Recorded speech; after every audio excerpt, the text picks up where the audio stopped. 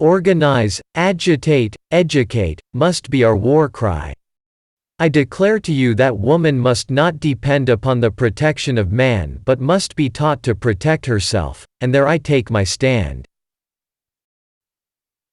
The real milestones are less prepossessing. Failure is impossible. For every betrayed woman, there is always the betrayer, man. Our job is not to make young women grateful. It is to make them ungrateful so they keep going. Gratitude never radicalized anybody. The women who will not be ruled must live without marriage. It is a poor rule that won't work more ways than one. Work and worship are one with me. What you should do is to say to outsiders that a Christian has neither more nor less rights in our association than an atheist. The worst enemy women have is in the pulpit. I am like a snowball, the further I am rolled the more I gain. They threw things at me then, but they were not roses. Sooner or later we all discover that the important moments in life are not the great goals achieved.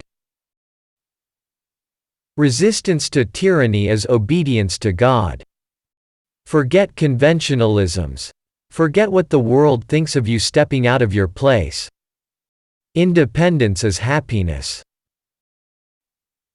Marriage, to women as to men, must be a luxury, not a necessity.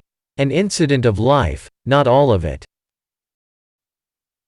Whoever controls work and wages, controls morals. To think, I have had more than 60 years of hard struggle for a little liberty, and then to die without it seems so cruel. She who succeeds in gaining the mastery of the bicycle will gain the mastery of life. The sense of independence and security is very sweet.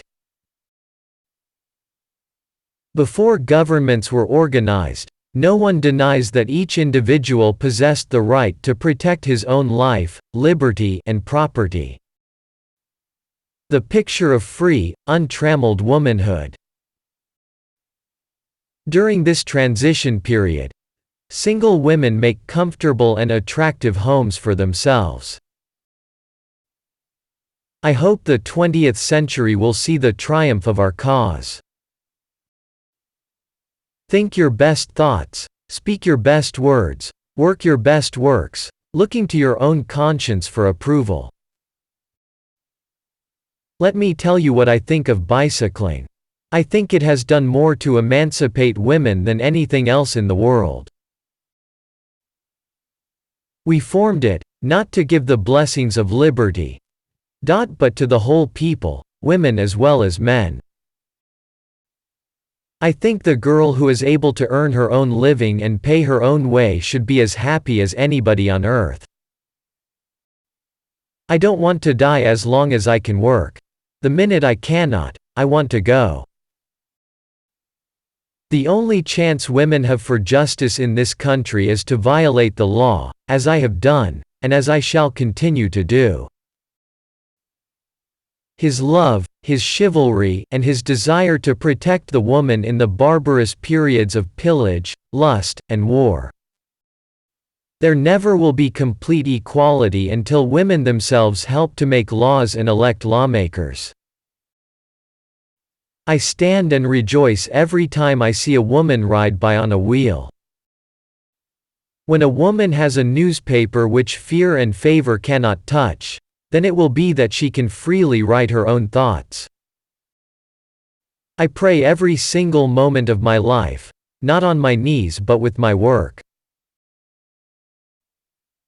If women will not accept marriage with subjection, nor men proffer it without, there can be, no alternative. Every woman should have a purse of her own. Modern invention has banished the spinning wheel, and the same law of progress makes the woman of today a different woman from her grandmother. I shall earnestly and persistently continue to urge all women to the practical recognition of the old revolutionary maxim. We have known how to make the noise, you see, and how to bring the whole world to our organization in spirit, if not in person. Away with your man visions. Women propose to reject them all, and begin to dream dreams for themselves. No self-respecting woman should wish or work for the success of a party who ignores her sex. The day may be approaching when the whole world will recognize woman as the equal of man. The true republic. Men, their rights, and nothing more. Women, their rights, and nothing less.